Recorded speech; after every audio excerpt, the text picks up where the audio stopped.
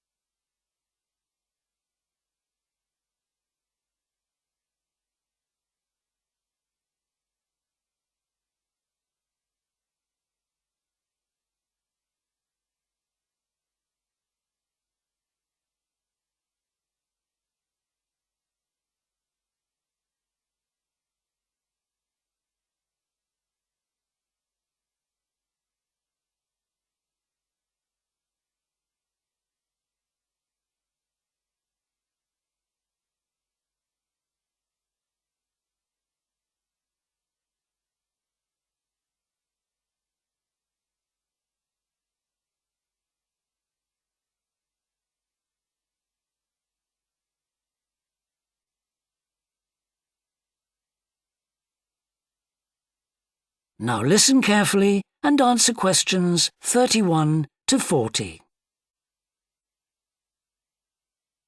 Today, I want to talk about self-regulatory focus theory and how the actions of leaders can affect the way followers approach different situations. Self-regulatory focus theory is a theory developed by Torrey Higgins. He says that a person's focus at any given time is to either approach pleasure or avoid pain. These are two basic motivations that each and every one of us has, and they cause us to have different kinds of goals. Promotion goals in different life situations emphasize achievement. Prevention goals are oriented towards the avoidance of punishment. In a specific situation, our thoughts might focus more on promotion goals or more on prevention goals.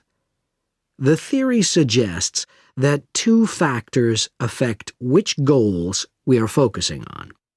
First, there is a chronic factor. This factor is connected to a person's personality and says that each person has a basic tendency to either focus more on promotion goals or focus more on prevention goals as part of his or her personality. Second, there is a situational factor, which means that the context we are in can make us more likely to focus on one set of goals or the other. For example, we are more likely to be thinking about pleasure and to have promotion goals when we are spending time with a friend.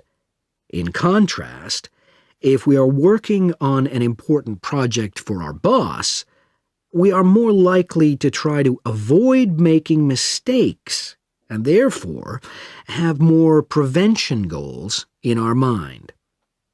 Research has shown that the goals we are focusing on at a given time affect the way we think. For example, when focusing on promotion goals, people consider their ideal self, their aspirations and gains. They don't think about what they can lose, so they think in a happier mode. They feel more inspired to change. When people are focusing on prevention goals, they think about their ought self. What are they supposed to be? What are people expecting from them?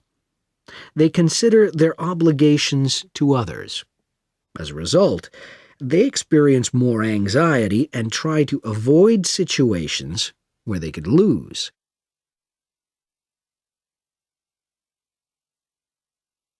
Now that I have talked about the two focuses and how they affect people, I want to look at the idea that the way leaders behave, or their style of leading, can affect the focus that followers adopt in a specific situation.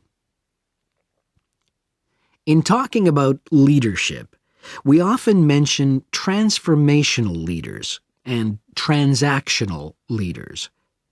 Transformational leaders, when interacting with their followers, focus on their development.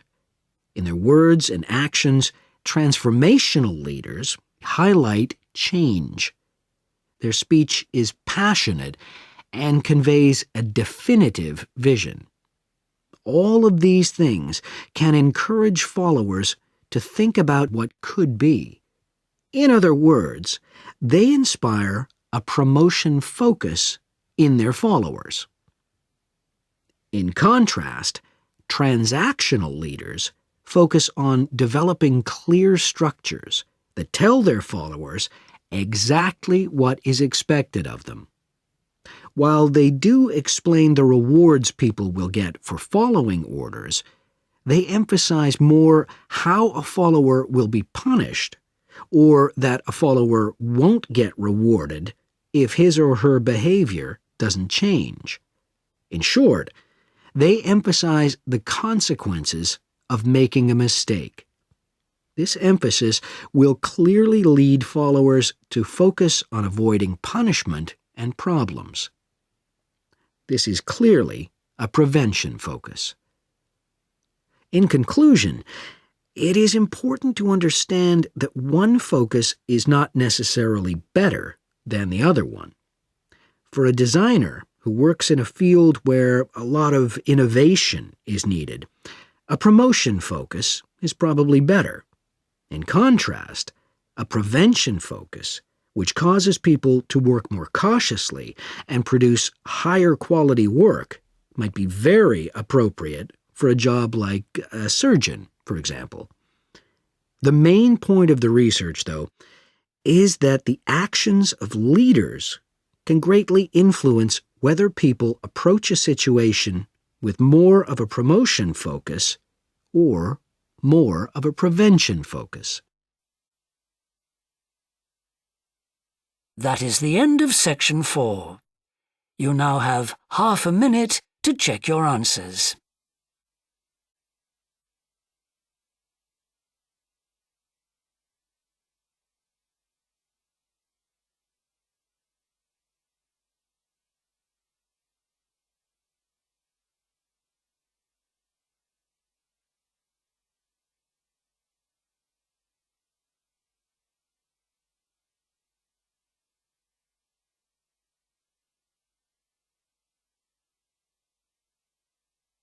That is the end of the listening test.